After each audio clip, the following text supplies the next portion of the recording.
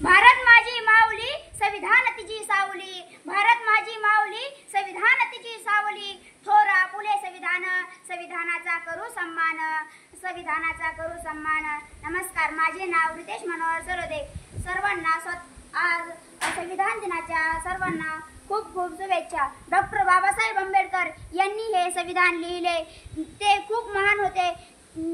आपले भारताचे संविधान हे जगातील सर्वात मोठे व सर्वात मोठे लिखित संविधान आहे।